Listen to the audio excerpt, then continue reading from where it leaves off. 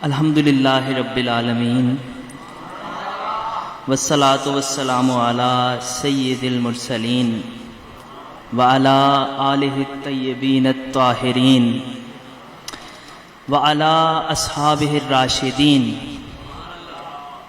اما بعد فاعوذ باللہ من الشیطان الرجیم بسم اللہ الرحمن الرحیم۔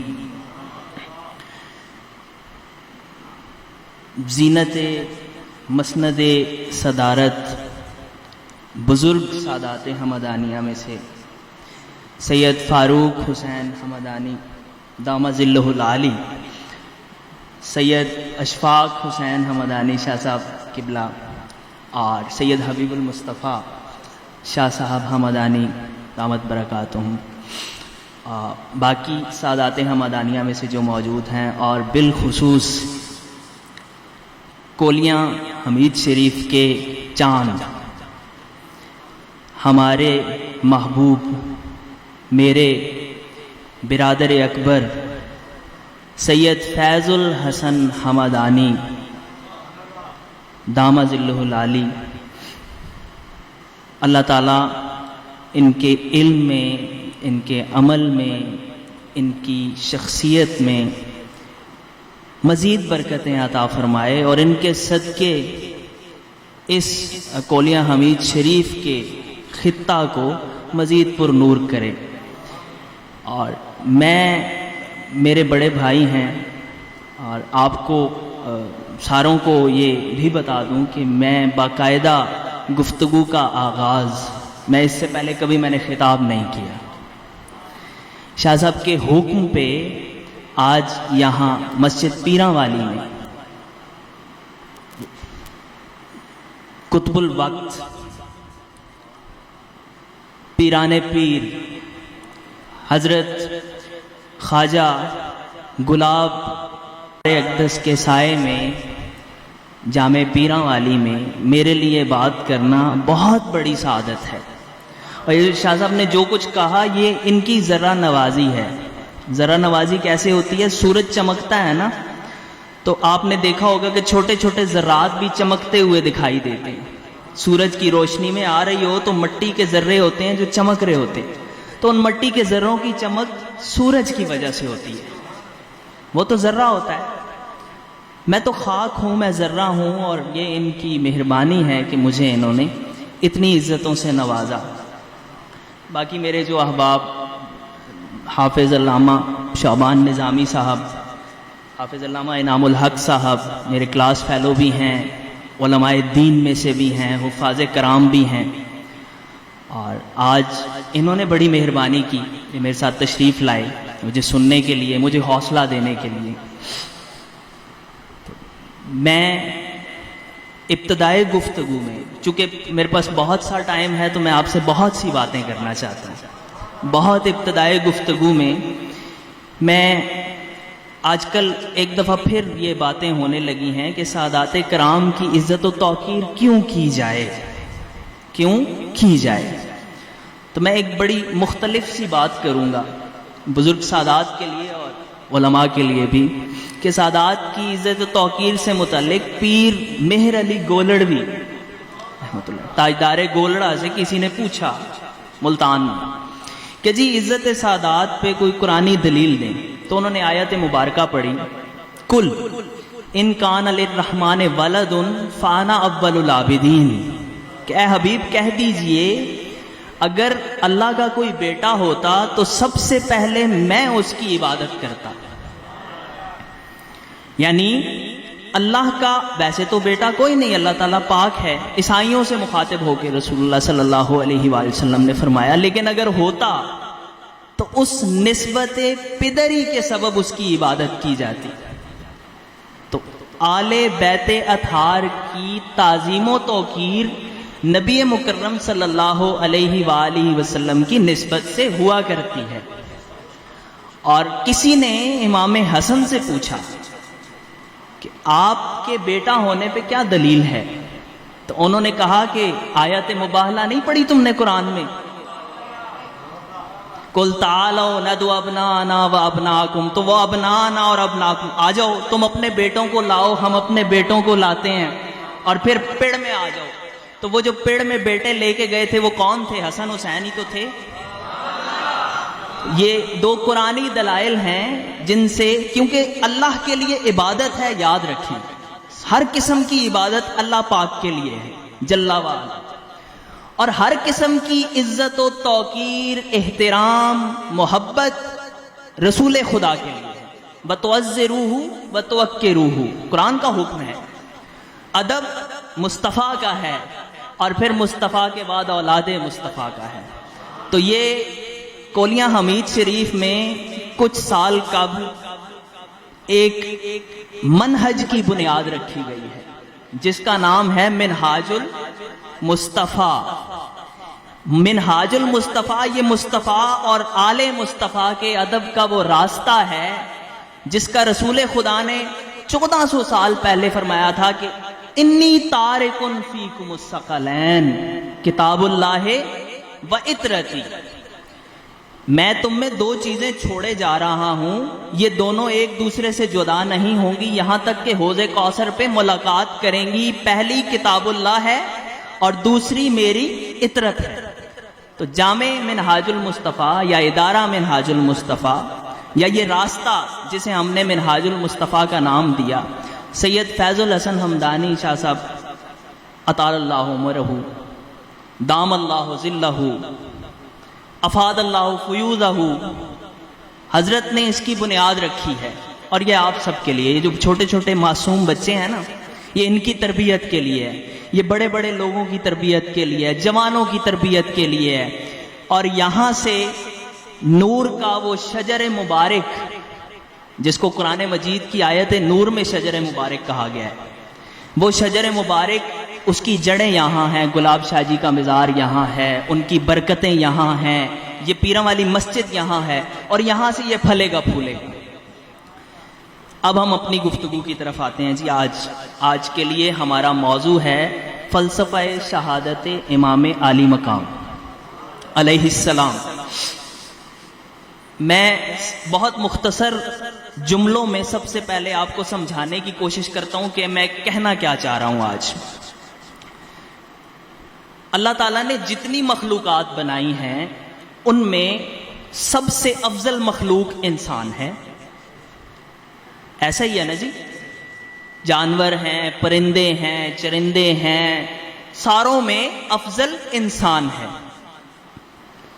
انسانوں میں سب سے افضل کون ہے؟ ہمارے آقا و مولا نبی مکرم صلی اللہ علیہ وآلہ وسلم. اور نبی مکرم صلی اللہ علیہ وآلہ وسلم کا ویسے تو سارا جسد اقدس نور ہے، نور ہے نا، لیکن آپ صلی اللہ علیہ وآلہ وسلم کے جسد اقدس میں سب سے نمایاں، سب سے افضل مقام کون سا ہے؟ آپ کا قلب اطہر. کیوں افضل ہے؟ کہ آپ کے قلب اطہر پہ وحی نازل ہوتی ہے. آپ کے قلب اطہر میں، کیونکہ مومن کا قلب اللہ تعالیٰ کا عرش ہے، تو آپ کے قلب اطہر کی کیا بات ہوگی؟ وہ گنجینہ تجلیات و انوار الہی ہے. اور اس دل میں کون بستا ہے؟ اس دل میں حسین بستے ہیں، اس دل میں حسن بستے ہیں، اس دل کی رونق سیدہ زہرا، طیبہ، فاطمہ سلام اللہ علیہا ہیں، اس دل کی رونق مولا علی ہیں. یہ پنجتن پاک نبی کے دل میں رہتے ہیں. میں آپ کو بتاؤں گا، حدیث مبارکہ ہے، وہ بھی سنائیں گے آپ کو. بہت عرصہ ہوا ہمارے سیدی مرشدی قبلہ ابا جی سید ابرار حسین شاکر القادری چشتی نظامی نے ایک کتاب، فارسی کتاب کا ترجمہ کیا تھا. وہ کتاب میں لے کے آیا ہوں آپ کو دکھانے کے لیے.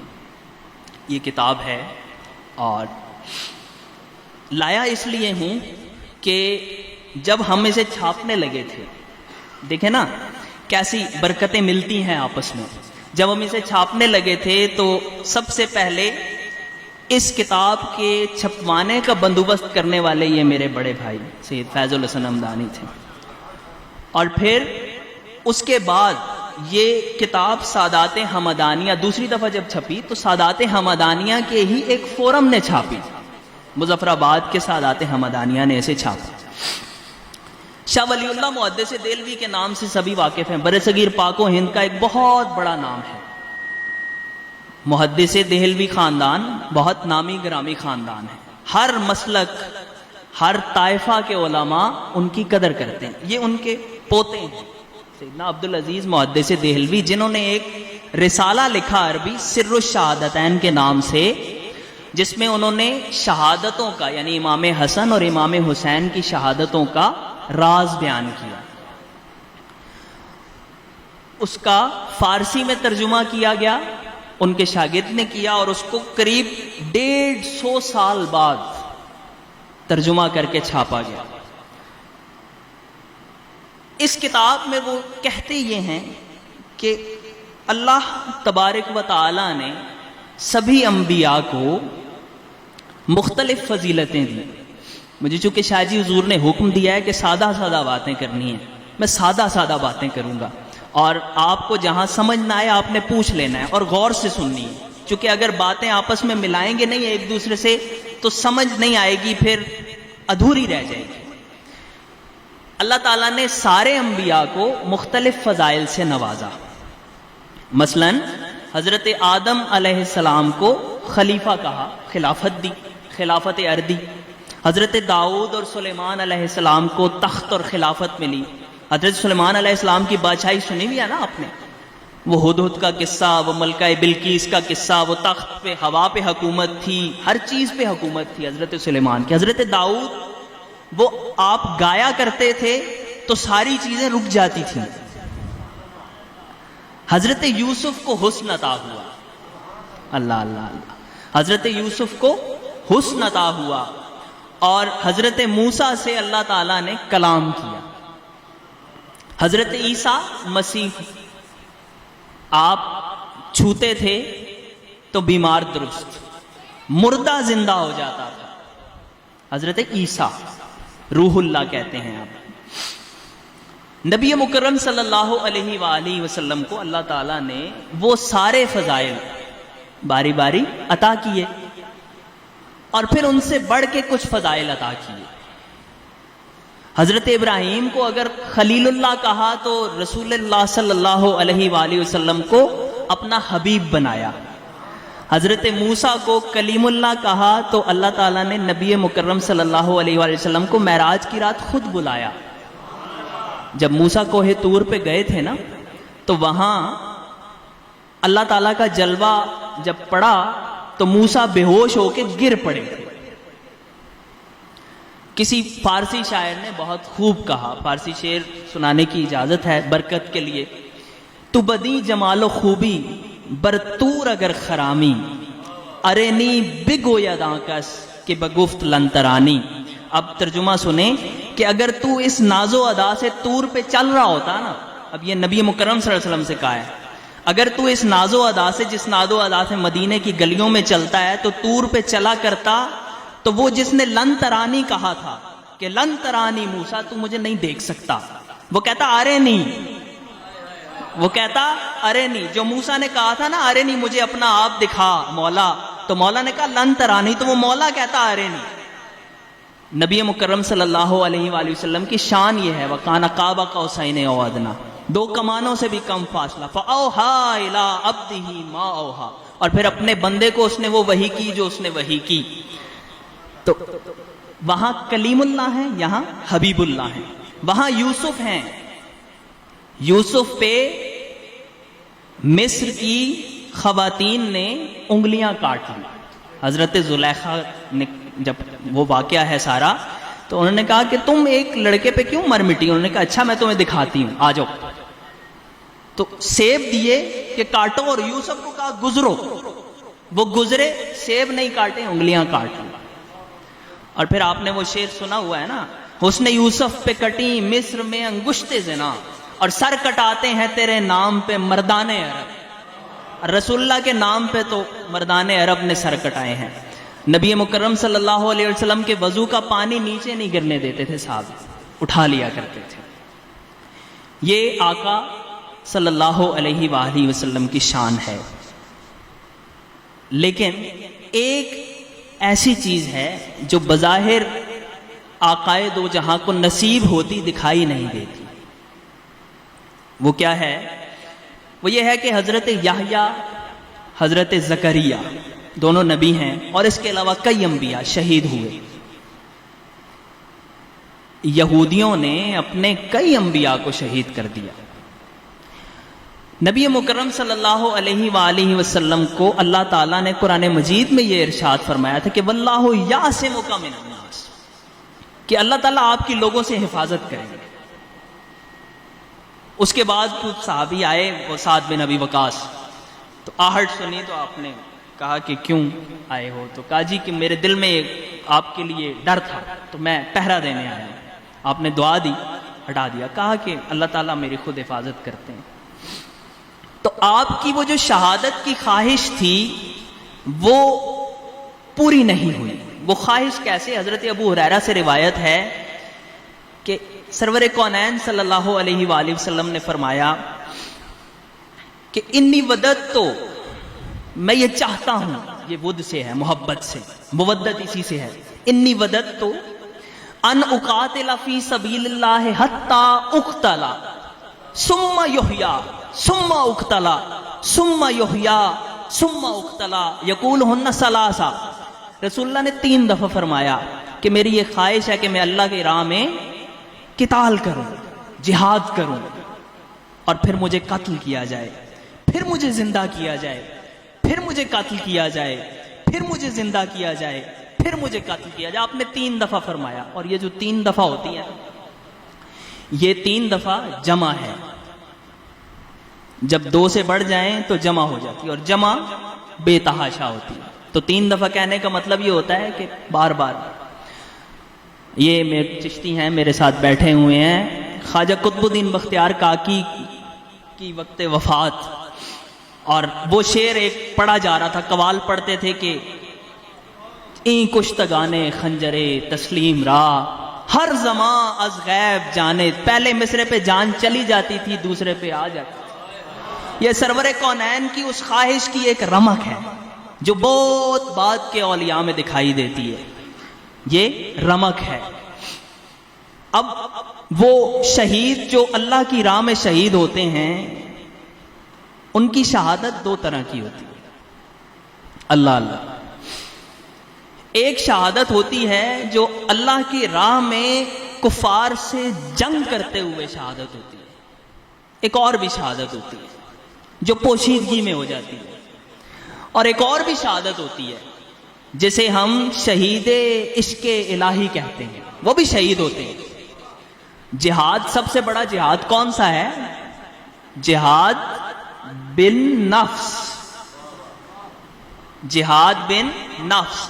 جب غزوہ بدر سے واپس آ رہے تھے تو سرور کونین صلی اللہ علیہ وآلہ وسلم نے فرمایا کہ آؤ اب جہاد اصغر سے جہاد اکبر کی طرف۔ تو یہ جہاد اکبر یہ بھی جہاد ہے، جہاد بالقلم بھی جہاد ہے، جہاد بالعلم بھی جہاد ہے۔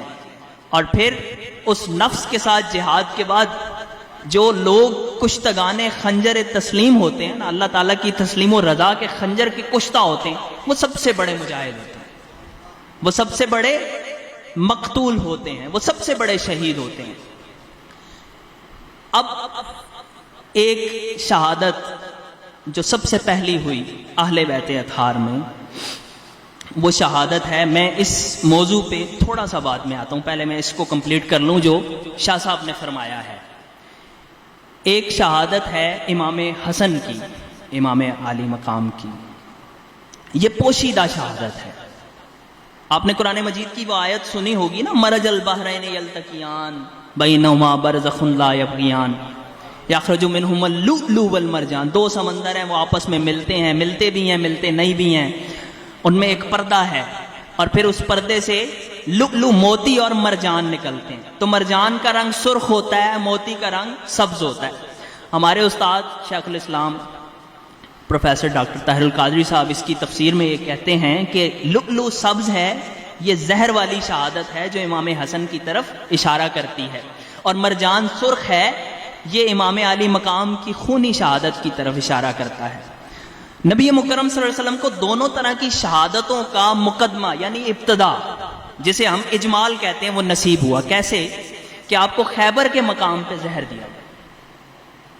زہر دینے والی عورت تھی، یہودی تھی، اور جب آپ کے وصال کا وقت قریب آیا تو آپ، روایات میں آتا ہے کہ آپ نے فرمایا کہ مجھے وہ زہر کے اثرات محسوس ہوتے ہیں۔ اور ایک غزوہ احد میں جب آپ کے دندان مبارک شہید ہوئے، آپ کے پاس سیدات الزہرا سلام اللہ علیہا تھی، چٹائی کو فرماتے ہیں چٹائی کو جلایا، جلا کے راکھ بنائی اور راکھ وہ دانت میں رکھی گئی، دندان مبارک آپ کا شہید ہو گیا، اور خون زمین پہ گرنے نہیں دیا گیا۔ اور ہمارے ہاں تو کہتے ہیں، پتہ نہیں اب اس روایت میں کتنی سچائی ہے نہیں ہے، کہ جو گلاب ہے نا، یہ اس سے پہلے روئے زمین پہ نہیں تھا، یہ گلاب کا پودا، تو اسی لیے کہتے ہیں کہ پتیاں نیچے نہیں گرانی چاہیے، ان کا احترام کرنا چاہیے۔ تو یہ اس خون کے، اس لہو کی برکت سے آئے۔ یہ دونوں شہادتوں کا مقدمہ ہے بقول شاہ صاحب کے۔ اور پھر امام عالی مقام کی صورت میں وہ جو سری شہادت تھی اس کا تتمہ یعنی اکمال ہوتا ہے، اور امام حسین عالی مقام کی صورت میں اس جہری شہادت کا، جس کی ریکوائرمنٹس ہیں، جس کے لیے ضروری ہے کہ اس کا چرچا ہو، ایسا چرچا ہو کہ ساری دنیا اسے جانے، اس میں صرف آپ مقتول نہ ہوں، آپ کے بچے مقتول ہوں، آپ کی بیویاں قید ہوں، آپ کے جسم کے اوپر گھوڑے دوڑائے جائیں، آپ کی باقیات کو اسیر کیا جائے، ان کے گلوں میں توک ڈالے جائیں، اور پھر انہیں بازاروں میں پھرایا جائے تاکہ اس کا چرچا ہو۔ یہ سب چرچا ہوا یا نہیں؟ آپ کو پتا ہے کہ ہوا۔ اور امام عالی مقام امام حسن علیہ السلام کی شہادت زہر خورانی سے ہوئی۔ کہتے ہیں جادہ بنت اشعث نے انہیں زہر دیا تھا۔ ہمارے ہاں کی ایک بڑی معروف کتاب ہے سیر الاولیاء، امیر خرد کرمانی، بڑی پرانی کتاب ہے، فارسی مخطوطہ، اس میں اولیاء، سارے اولیاء کے حالات ہیں۔ تو یہ آپ کی بیوی کے ہاتھوں زہر دینے سے آپ کی شہادت ہوئی، اور اتنی محبت کا علاقہ ہے بیوی کا اور شوہر کا کہ پتہ ہی نہیں لگتا۔ اور امام حسین علیہ السلام کی شہادت معروف تھی۔ اب میں چند روایات پیش کرتا ہوں اور پھر میں ایک اور بات کی طرف آؤں گا، جو میں نے کہا نا کہ دل مصطفیٰ میں کون لوگ بستے ہیں، میں اس کی طرف آتا ہوں۔ روایات میں آتا ہے حضرت ام فضل سے کہ نبی مکرم صلی اللہ علیہ وآلہ وسلم کے پاس میں حاضر ہوئی اور میں نے عرض کی، یا رسول اللہ صلی اللہ علیہ وسلم، میں نے ایک خواب دیکھا ہے۔ خواب سچے ہوتے ہیں، اور جب انبیاء اولیاء کے پاس رہنے والے لوگ خواب دیکھتے ہیں تو وہ تو پھر ہو بہو ہوا کرتے ہیں۔ ابھی شاہ صاحب مجھے خواب سنا رہے تھے کہ یہاں کوئی ڈاکٹر صاحب ہیں ضیاء جمالی صاحب، انہوں نے خواب دیکھا کہ حضرت خواجہ گلاب شاہ صاحب ہمدانی علیہ رحمہ ان کے خواب میں آئے اور انہیں کہا کہ میرے مزار پہ جھنڈا لگاؤ، حبیب شاہ جی کو ساتھ لو اور جھنڈا لگاؤ۔ تو وہ جاگ گئے، انہوں نے کہا کہ اچھا چلیں، حبیب شاہ جی عمرے پہ تھے، عمرے سے واپس آتے ہیں تو میں جھنڈا لگاتا ہوں۔ اور 12 خواب میں نظر آئے اور کہا ذرا جلال سے کہ بھئی لگاؤ۔ انہوں نے کہا جی حضور جھنڈا بتا دیں کون سا، تو انہوں نے یوں جیب سے جھنڈا نکال کے یوں دیا، تو کہتے ہیں کہ آنکھ کھلی تو میرے منہ پہ وہ جھنڈا تھا۔ یہ تو آپ کے ابھی کا واقعہ ہے نا۔ ہاں، تو سیدہ ام فضل کہتی ہیں کہ میں نے خواب دیکھا یا رسول اللہ۔ آپ نے فرمایا بتاؤ کیا خواب ہے؟ تو انہوں نے عرض کی حضور نامناسب سا خواب ہے، اچھا نہیں ہے۔ آپ نے کہا نہیں، ما ہوا؟ آپ نے کہا حضور میں نے دیکھا ہے کہ آپ کے جسم اقدس کا ایک ٹکڑا میری گود میں آ گیا ہے۔ آپ نے کہا بہت اچھا ہے، فاطمہ کے ہاں بیٹے کی ولادت ہوگی، ان کا نام حسین ہوگا، اور وہ تمہاری گود میں دیے جائیں گے تاکہ تم ان کی تربیت کرو۔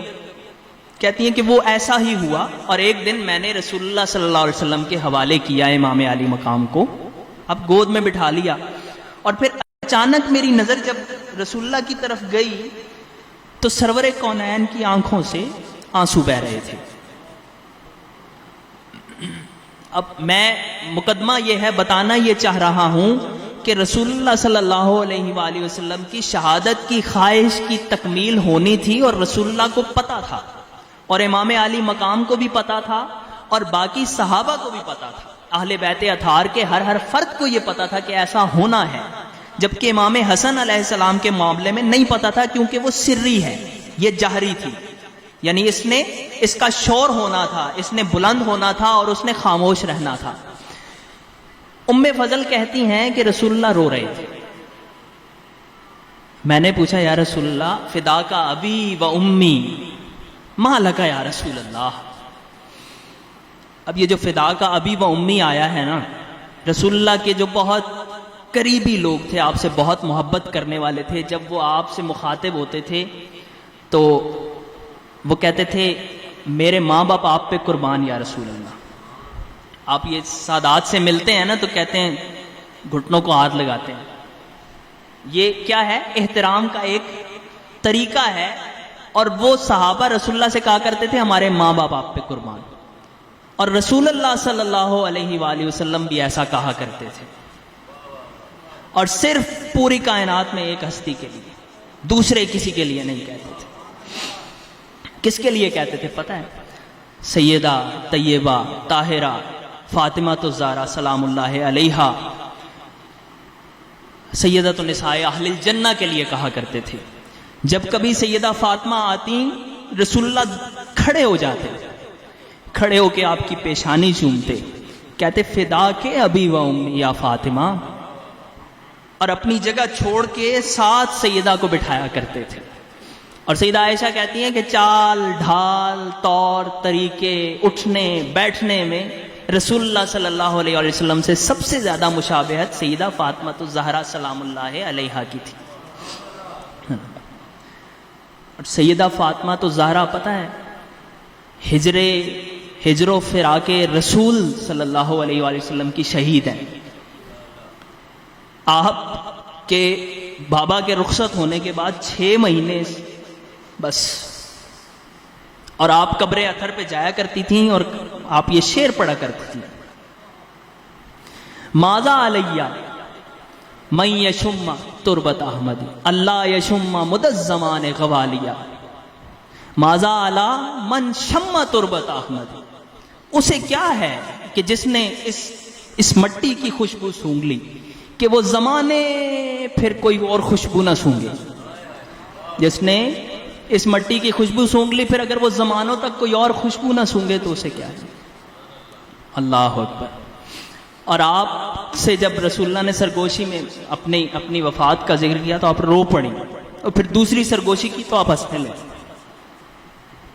اور جب وصال فرما دیا تو پھر کہا تھا کہ بعد میں بتانا، پہلے نہ بتانا. تو بتایا کہ پہلی سرگوشی یہ تھی کہ میں جانے والا ہوں، اور دوسری یہ تھی کہ سب سے پہلے تم میرے پاس آؤ گی. دوسرے شہید سیدنا علی ہیں. یا علی انت منی و انا منک، یا علی لحمک لحمی جسمک جسمی. یہ کسی اور کے لیے تو نہیں کہا. اور پھر تیسرے اور چوتھے شہید ہیں. تو ان سارے شہیدوں کو اس آخری شہید کی شہادت کا پتہ تھا. رسول اللہ کا رونا ام فضل کی روایت سے ثابت ہے. ایک اور روایت ہے، اب رونے کے ساتھ ایک اور عجیب ماجرا ہے. یہ روایت ام سلمہ سے ہے، ایسی ہی ہے، بالکل یہی روایت ہے کہ حسین آئے، دوڑ کے اندر چلے گئے اور میں انہیں روک نہیں پائی. پھر میں اندر گئی تو رسول اللہ ہچکیوں سے رو رہے تھے، اور گود میں امام علی مقام تھے. ہچکیاں بندھی ہوئی تھی. جب کوئی بندہ زیادہ روتا ہے تو اس کی ہچکی بنتی ہے، ایسے نہیں بنتی. پوچھا کیا بات ہے یا رسول اللہ؟ وہی انداز ہے. آپ نے کہا کہ یہ میرے اس بیٹے کو میری امت قتل کر دے گی، اور جبریل ابھی آئے ہیں، مجھے اس تربت کی وہ مٹی دے کے گئے ہیں اس جگہ کی. اور وہ مٹی ام سلمہ کو دی اور کہا کہ اور ام سلمہ نے اسے قارورہ کہتے ہیں شیشے کے جار میں رکھ لیا کہ جب یہ مٹی سرخ ہو جائے تو تو سمجھ لینا کہ امام علی مقام شہید ہو گئے. ایک اور روایت ہے، یہی روایت ہے امام علی سے ہے. حضرت علی کرم اللہ وجہ الکریم آتے ہیں، اور اب چونکہ آپ حضرت علی کو گھٹی سرور کونین نے دی ہے، آنکھ سید کائنات کی آنکھوں میں کھولی ہے مولا کائنات نے. مزاج شناس رسول حضرت علی سے زیادہ کوئی ہو ہی نہیں سکتا. آپ کے الفاظ نوٹ کرنے والے ہیں. سیدنا علی کرم اللہ وجہ الکریم ما اغضبک یا رسول اللہ، رو رہے تھے، لیکن مولا علی نے پوچھا آپ کو کس چیز نے غضبناک کیا؟ آپ نے فرمایا ویحک کرب و بلاء، ہائے ہلاکت ہو، کرب و بلا، یعنی اس کربلا کا نام لیا اور آپ نے کہا کہ برباد ہو جائے وہ مٹی. اور یہ امام علی مقام جب یہ کربلا میں تشریف لے گئے، آج 4 محرم ہے نا، آج ہم جو ہمارے پاس اتوار ہے، ہم ایک دن آگے چل رہے ہیں. کربلا میں آج ہفتہ ہے. 2 محرم کو ورود امام ہوتا ہے، 2 محرم کو ورود امام ہوتا ہے کربلا میں. اور آج کے دن ابن زیاد لعین نے کوفہ کی جامع میں ایک خطبہ دیا ہے، اور اس خطبے میں اس نے لوگوں کو امام علی مقام کے خلاف بھڑکایا ہے اور خزانوں کے منہ کھول دیے ہیں. اور اب بعض روایات کے مطابق 22,000 کا لشکر اور بعض کے مطابق 82,000 کا لشکر کربلا میں آئے گا. جب 2 کو وارد ہوئے نا امام علی مقام، تو جیسے ہی زمین کربلا پہ قدم رکھا ایک طوفانی ہوا آئی زرد رنگ کی. تو سیدہ ام کلثوم، یہ کون ہیں؟ یہ زینب بنت علی ہیں، جنہیں بطلۃ و کربلا کہتے ہیں. یہ کربلا کی مرد مجاہد ہیں. اقبال نے کہا حدیث عشق 2 باب است، کربلا و دمشق، یکی حسین رقم کر دو دیگری زینب. کہ حدیث عشق جو ہے اس کے 2 باب ہیں، ایک کربلا ہے، ایک دمشق ہے. ایک کو حسین نے رقم کیا ہے اور ایک کو سیدہ زینب نے رقم کیا ہے. اب ام کلثوم نے کہا بھائی مجھے ہول آتا ہے، یہ کیا ہے؟ تو امام علی مقام نے فرمایا یہ وہی جگہ ہے جس کا ہمیں بتایا گیا تھا. جب اب جا رہے تھے کربلا کی طرف تو ابن عمر، ابن عباس، یہ دونوں، اور ابن عباس نے تو ایسے سخت الفاظ میں کہا کہ اگر مجھے لوگوں کا ڈرنا ہو تو میں آپ کے بال پکڑ لوں. آپ کیوں جا رہے ہیں ان لوگوں کے پاس جنہوں نے آپ کے بابا کو شہید کیا، جنہوں نے آپ کے بھائی کے معاملے میں تان کیا؟ آپ ان کے پاس کیوں جا رہے ہیں؟ اور آپ نے حضرت عبداللہ بن جعفر کو خط لکھا کہ میں نے خواب میں رسول اللہ کو دیکھا ہے، اور قد امرنی امر، اور مجھے ایک حکم دیا ہے رسول اللہ نے، اور میں اس امر کو بجا لاؤں گا، اور جب تک میں اسے مکمل نہیں کر دوں گا میں کسی سے اس کے بارے میں بات نہیں کروں گا.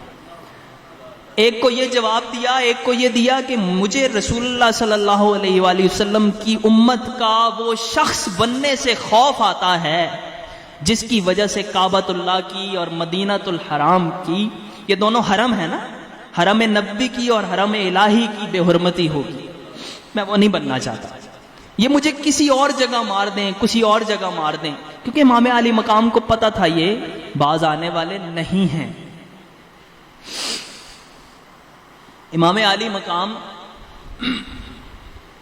نبی مکرم صلی اللہ علیہ وآلہ وسلم کے دل کا پھل ہے. حضرت ابن عباس کہتے ہیں کہ جبریل آئے، وقان الحسین فی ہجر النبی، اور جبریل نے پوچھا کہ اتحب، کہ کیا تم اس سے محبت کرتے ہو یا نبی، کیا آپ اس سے محبت کرتے ہیں؟ آپ نے فرمایا میں کیوں محبت نہ کروں، یہ تو میرے فؤاد کا ثمرہ ہے، ھذا ثمرہ تو فؤادی۔ اب یہ فؤاد کیا ہوتا ہے اور یہ فؤاد ہے کیا؟ آیت نور ایک آیت ہے قرآن مجید میں، آپ نے سنی ہوئی ہے، اللہ نور السماوات والارض مثل نورہ کمشکات المشکات فی المصباح المصباح فی زجاجۃ الزجاجۃ کأنہا کوکب دری یوقد زیتها من شجرۃ مبارکۃ زیتونۃ لا شرقیۃ ولا غربیۃ۔ ترجمہ کرتا ہوں کہ اللہ زمین و آسمان کا نور ہے، اس کے نور کی مثال ایک تاکچے کی سی ہے، جس تاکچے میں ایک شمع ہے، اس شمع میں ایک شیشہ ہے، اس شیشے میں ایک کوکب دری چمک رہا ہے، یعنی چمکدار ترین ستارہ چمک رہا ہے، اور اس کا تیل جو ہے وہ اس شمع کا وہ ایک شجر مبارک سے آتا ہے، اور وہ شجر مبارک زیتون کا ہے، اور وہ زیتون کا شجر مبارک ایسا ہے کہ جس کی نہ مشرق ہے نہ مغرب ہے، اور قریب ہے، وہ اتنا خالص ہے، یہ آکٹین آئل ہوتا ہے نا، اتنا خالص تیل ہے کہ قریب ہے، اسے آگ لگانے کی ضرورت نہ پڑے، وہ خود ہی بھڑک اٹھے۔ اور پھر فرمایا کہ نور علی نور یہد اللہ، کہ یہ نور پہ نور ہے، اور اللہ تعالیٰ جس کو چاہتا ہے ہدایت دیتا ہے، اور اللہ تعالیٰ یہ مثالیں بیان کرتا ہے اپنے بندوں کے لیے۔ تو عرفاء کہتے ہیں، عشاق کہتے ہیں کہ یہ جو کوکب دری ہے یہ قلب مصطفیٰ کے اندر موجود تجلیات ہیں، یہ حقیقت محمدیہ ہے، ہم نے اپنے بزرگوں سے یہ سنا ہے۔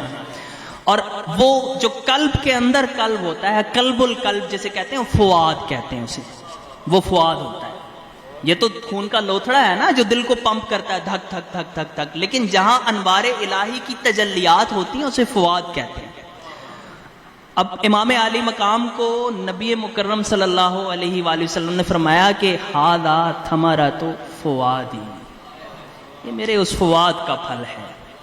یہاں سے اب ایک اور بات شروع ہوتی ہے، وہ جس بات کی طرف میں نے اشارہ کیا تھا، میں نے شاہ صاحب سے، بڑے بھائی سے بہت عرصہ ہوا میں نے سنا تھا، اب وہ دیکھیں جمع ہے، یہ قتیل بہت ہوئے ہیں، آل اطہار اتنے شہید ہوئے ہیں، اتنے شہید ہوئے ہیں آپ گن نہیں سکتے، کربلائیں اتنی دفعہ بپا ہوئی ہیں آپ سوچ نہیں سکتے۔ ایک اور کربلا بھی ہوئی جسے واقعہ فخ کہتے ہیں، اور وہ امام حسن علیہ، اور بالکل ایسی ہی ہوئی، اور وہ عباسیوں کے دور میں ہوئی، وہ ایک بہت لمبی داستان ہے۔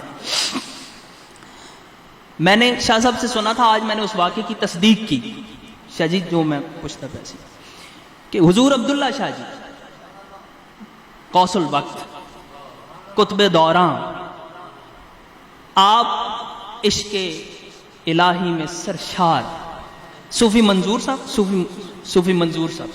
صاحب کو محبت شاہ جی نے بھیجا کہ کسی کام سے، تو آپ کی بیٹھک چلا گاہ جو تھی وہ اس میں گئے، انہوں نے دیکھا کہ حضور عبداللہ شاہ جی کے اعضاء الگ ہیں، ٹکڑے ٹکڑے ہیں، ہر طرف بکھرے، خون ہی خون ہے، اور وہ ذکر کر رہے ہیں، گھبرا کے آ گئے۔ محبت شاہ جی نے پوچھا کہ کیا ہوا؟ انہوں نے کہا جی کسی نے آپ کو نعوذ باللہ شہید کر دیا ہے، قتل کر دیا ہے۔ آپ نے لاٹھی ہری اور کہا کہ کیا ہے، اور آپ دوبارہ گئے تو وہ بیٹھے ذکر کر رہے تھے۔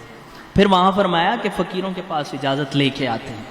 یہ عشاق الہی کی کیفیت ہے، اور یہ خالی ادھر نہیں ہے، یہ میں نے اس کو ریلیونٹ اس لیے کیا کہ میں نے اسے ایک بہت مشہور بزرگ گزرے غوث علی قلندر، ان کی کتاب تذکرہ غوثیہ بہت مشہور ہے، سارے اصحاب تصوف کے ہاں موجود ہوتی ہے۔ اس میں وہ کہتے ہیں کہ ایک صاحب نے کسی سے سوال کیا کہ مجھے عشق کی چنگاری دے دو، عشق کی چنگاری دے دو، اور انہوں نے کہا کہ اچھا تم فلاں جنگل میں چلے جاؤ، وہاں پہ ایک صاحب ہیں وہ تمہیں عشق کی چنگاری دے دیں گے۔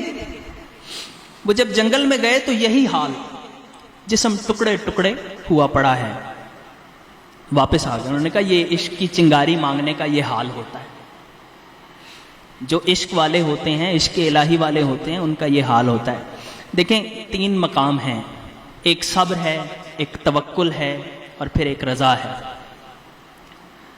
اور صبر یہ ہے، حضور محبوب سبحانی شہباز لامکانی سیدنا عبد القادر جیلانی رضی اللہ تعالیٰ عنہ اپنی کتاب غنیۃ لطالب الطریق میں کہتے ہیں کہ صبر کی 3 قسمیں ہیں: الصبر للہ، الصبر علی اللہ، الصبر مع اللہ۔ یہ زاہدوں کا صبر ہے۔ اور عاشقوں کا صبر کیا ہے؟ عاشقوں کا صبر ہے الصبر عن اللہ۔ حضرت شبلی کے پاس ایک نوجوان آیا۔ حضرت شبلی بہت بڑے اللہ کے ولی گزرے ہیں۔ ان سے کسی نے پوچھا جی سب سے مشکل صبر کون سا ہے؟ انہوں نے کہا الصبر للہ۔ انہوں نے کہا نہیں۔ انہوں نے کہا الصبر مع اللہ۔ انہوں نے کہا نہیں۔ انہوں نے کہا الصبر علی اللہ۔ انہوں نے کہا نہیں۔ انہوں نے کہا پھر کون سا ہے؟ انہوں نے کہا الصبر عن اللہ، اور چیخ ماری۔ اور اب یہ عشق کی وہ کیفیات ہیں، تھوڑی تھوڑی میں بتانا چاہ رہا ہوں۔ نبی مکرم صلی اللہ علیہ وآلہ وسلم سے روایت ہے کہ آپ ہر صبح دعا کیا کرتے تھے کہ اگر آنے والے دن میں میرا اے مولا تیرے ساتھ ایک نیا قلبی تعلق نہ ہو تو طلوع ہونے والے سورج میں برکت نہ ہو۔ تو یہ عشق الہی ہے جو امام علی مقام کی صورت میں جلوہ گر ہوا ہے کربلا میں۔ اور عشق کا آخری مقام یہ ہوتا ہے کہ اب رضا ہے، اور رضا پھر 3 قسموں کی ہے۔ رضا قبل القضا، کہ ابھی قضا نہیں آئی تو اس پہ راضی ہیں کہ اللہ جو کرے گا ٹھیک ہے۔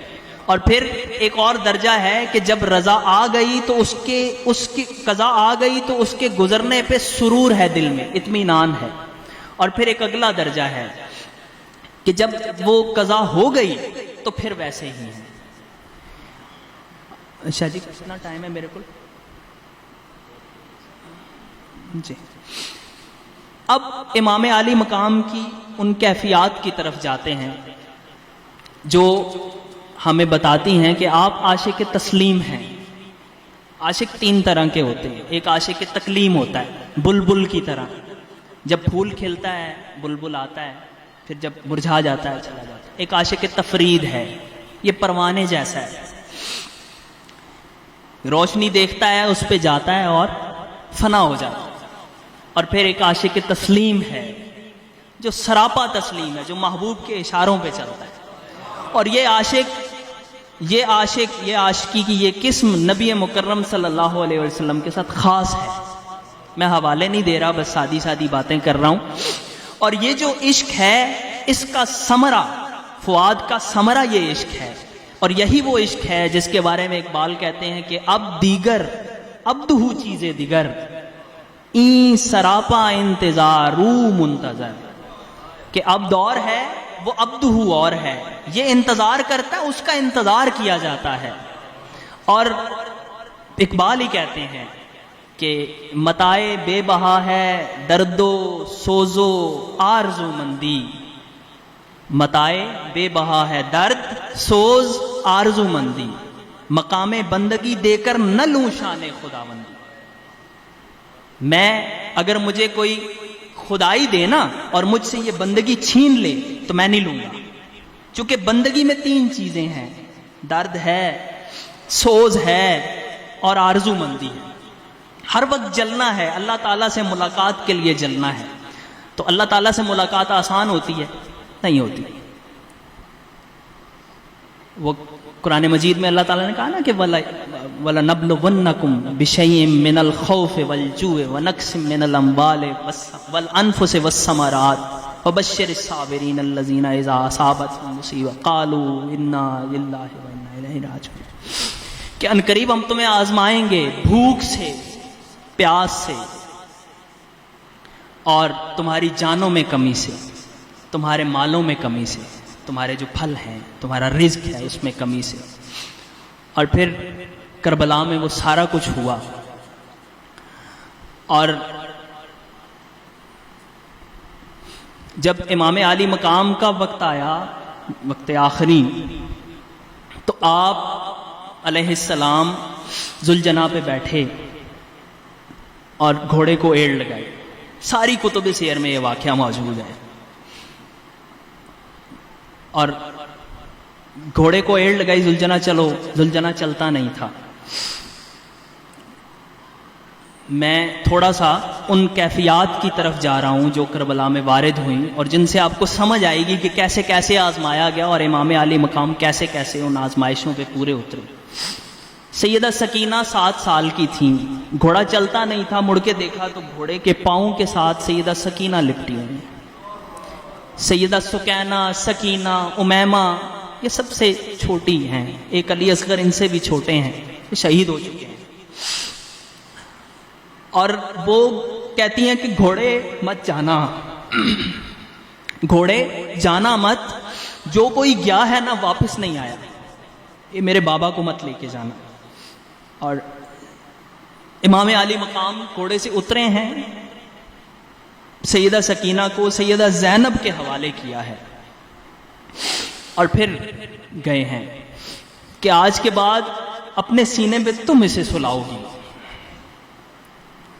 اور پھر جب کربلا میں علی کا بیٹا ہے اور علی کے بیٹے کو قابو نہیں کر پا رہے، 3 دن کا پیاسا ہے، قابو نہیں آتا ان کے، انہوں نے کہا اکٹھے ہو کے حملہ کرو، دور سے تیر مارے، نیزے مارے، اور پھر ایک آخری حربہ انہوں نے آزمایا، شمر نے، لعین نے، خیموں کی طرف گیا۔ امام علی مقام نے آواز لگائی، اوے بدبخت، اب یہ وقت بھی آئے گا، خبردار تمہیں مجھ سے سروکار ہے، اس طرف مت جانا۔ وہ رک گیا اور اس کے بعد امام علی مقام نے کہا کون سا وقت ہے؟ بتایا گیا نماز کا وقت ہے۔ آپ نے نماز ادا کی اسی تیمم کر کے، اور اس کے بعد آپ نے وہ مٹی اٹھائی اور مٹی اٹھا کے اسے سونگا اور سونگ کے فرمایا ہاں یہی وہ جگہ ہے جس کا مجھ سے وعدہ کیا گیا تھا۔ اور اس کے بعد آپ کی شہادت ہوئی، اور شہادت کے بعد آپ کے بدن پہ گھوڑے دوڑائے گئے۔ سب کہتے ہیں، یہ شاہ ولی اللہ کے پوتے نے لکھا ہے، گھوڑے دوڑائے گئے، سر اٹھا لیا گیا نیزے پہ، اور اس کے بعد اسیر کیا گیا تو سیدہ سکینہ کے گلے میں بھی پھندا تھا۔ یزید کے دربار میں جب پہنچے، یہ اس عشق الہی کی انتہا ہے جس کے لیے خالق کائنات نے انسان کو پیدا کیا تھا نا، تو فرشتے جھگڑتے تھے کہ یہ فساد کرے گا، تو اللہ نے کہا انی عالم ما لا تعلمون، مجھے وہ پتا ہے جو تمہیں نہیں پتا۔ سیدہ سکینہ کے گلے میں پھندا ٹائٹ تھا، تو آپ نا یوں منہ چھپا کے کھڑی تھی دربار دمشق میں۔ یہ وہی دربار ہے جہاں حضرت یحییٰ کا سر لایا گیا تھا، حضرت یحییٰ نبی علیہ السلام کا سر بھی یہیں لایا گیا تھا۔ اور اس نے پوچھا کہ یہ بچی بتاتی کیوں نہیں ہے کہ یہ کون ہے؟ تو امام زین العابدین نے کہا کہ بدبخت، اس کے گلے میں پھندا سخت ہے، ذرا کھول تو وہ تجھے بتائے گی۔ اور اس نے کسی سپاہی کو کہا کہ پھندا ہلکا کرو، تو سیدہ زینب نے آواز لگائی خبردار، یہ حرم نبوی ہے، اسے کوئی پلید ہاتھ نہیں چھو سکتا، دور ہٹ جاؤ۔ پھر اس نے کہا امام زین العابدین سے کہ آپ ہی کیجئے۔ انہوں نے جب پھندا ہٹایا تو کہا کہ تم بات کیوں نہیں کرتی؟ سیدہ سکینہ نے کہا کہ میں تجھ بدبخت سے کلام کرنا گوارا نہیں کرتی۔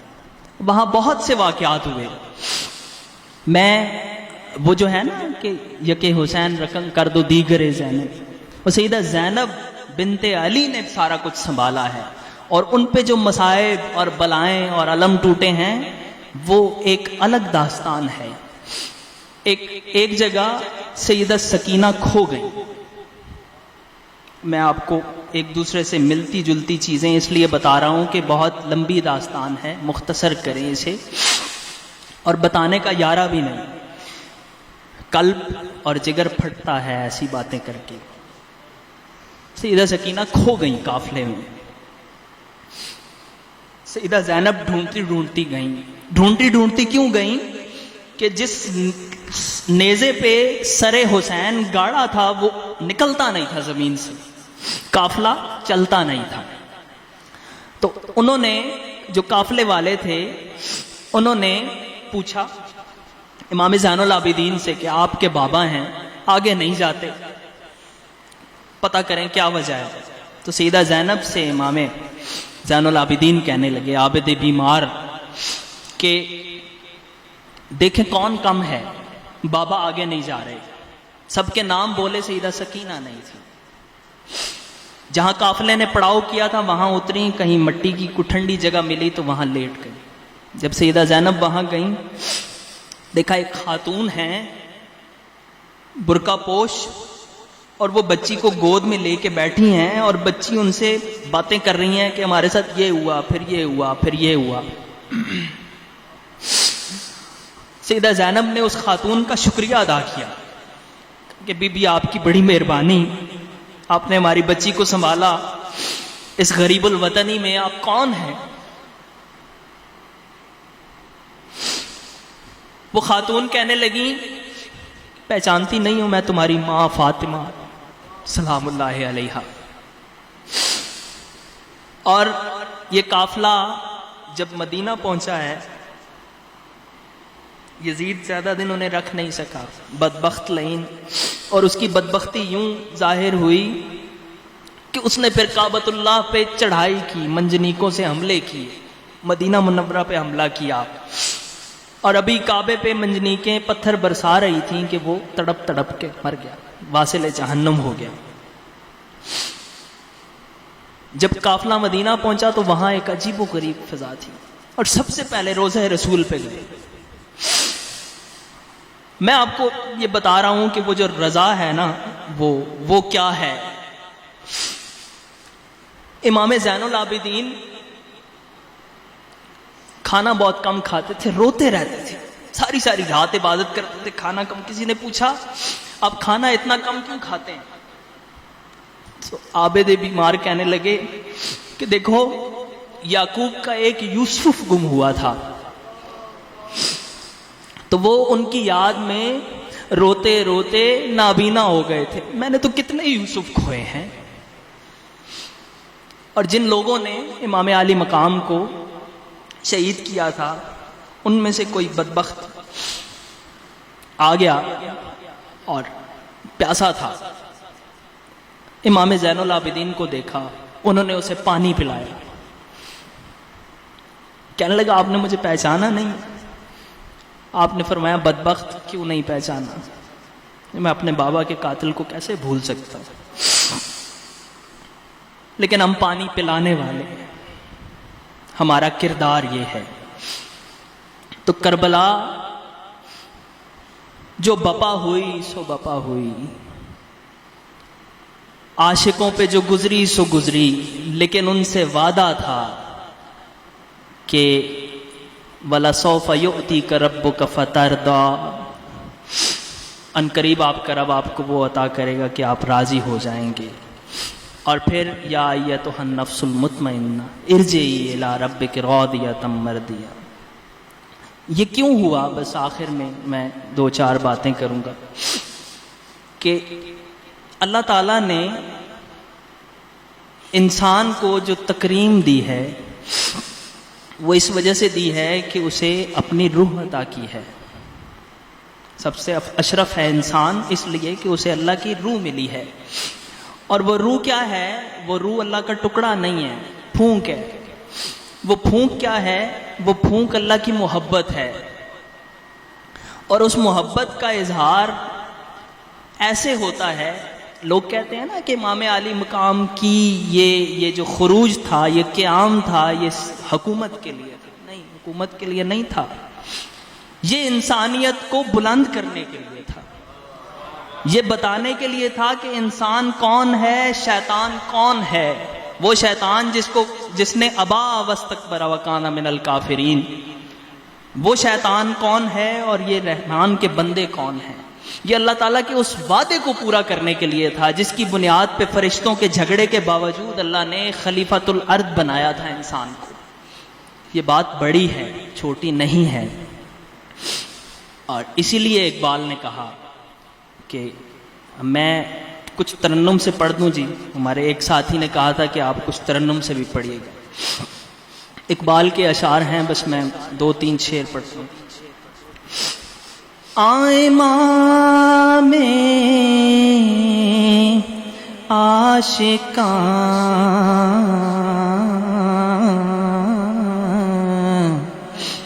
پورے بطول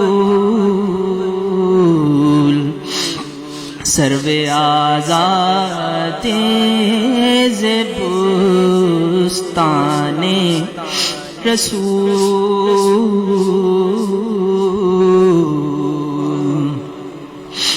اللہ اللہ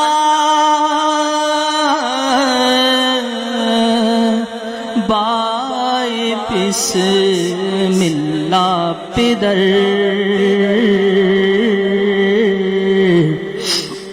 اور معنی ذبح عظیم آمد پسر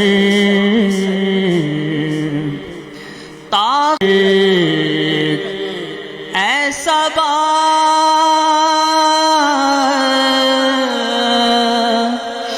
اے پے کے دور افتادگاں اشک ماں برخا کے پا کے اورساں. اس کا ترجمہ کہ وہ عاشقوں کے امام اور بطول کے بیٹے اور رسول اللہ کے باغ کے سرو، جس کو آپ سرو کہتے ہیں نا، سرف، آزاد سرو آزاد ہوتا ہے، اس پہ کوئی بوجھ نہیں ہوتا، وہ ہمیشہ آزاد رہتا ہے. اور دوسرا یہ ایک بہت لمبی وہ شاعری ہے ان کی، اس میں سے چند شعر ہیں کہ اللہ اللہ بائے بسم اللہ پدر، حضرت ابراہیم کے حضرت اسماعیل کو شہید کرنے کے فدیناہ بذبح عظیم، کہ جہاں بائے بسم اللہ پدر نے کی اور معنی ذبح عظیم آمد پسر، کہ بیٹے نے اس ذبح عظیم کا معنی مکمل کر دیا. اور تا قیامت قطع استبداد کرد، امام عالی مقام نے قیامت تک ظلم کا، جبر کا، بربریت کا، ناانصافی کا قلع کما کر دیا، ختم کر دیا. اور موج خون او چمن ایجاد کر، آپ کے خون کی موج نے ایک چمن ایجاد کیا ہے، حسینیت کا، زندگی کا، عشق کا. یہ اس چمن کے چھوٹے چھوٹے بوٹے ہیں جو آپ دیکھتے ہیں نا ہر جگہ، یہ گلاب شاہ جی حضور، عبداللہ شاہ جی حضور، سید فیض الحسن حمدانی شاہ جی حضور، یہ سارے سید، یہ سارا عشق، ساری محبت، یہ اس کربلا کا صدقہ ہے. اور اے صبا، اے ہوا، صبح کو چلنے والی ٹھنڈی ٹھنڈی میٹھی میٹھی ہوا، اور اے دور افتادہ لوگوں کے قاصد، اے مجھ غریب، اقبال کہہ رہے ہیں میں جو بہت دور ہوں کربلا سے، میری قاصد، میری پیامبر، اشک ماں بر خاک پاکے اورساں، ہمارے آنسو ان کی پاک مٹی پہ پہنچا دے. وما علینا الا البلاغ.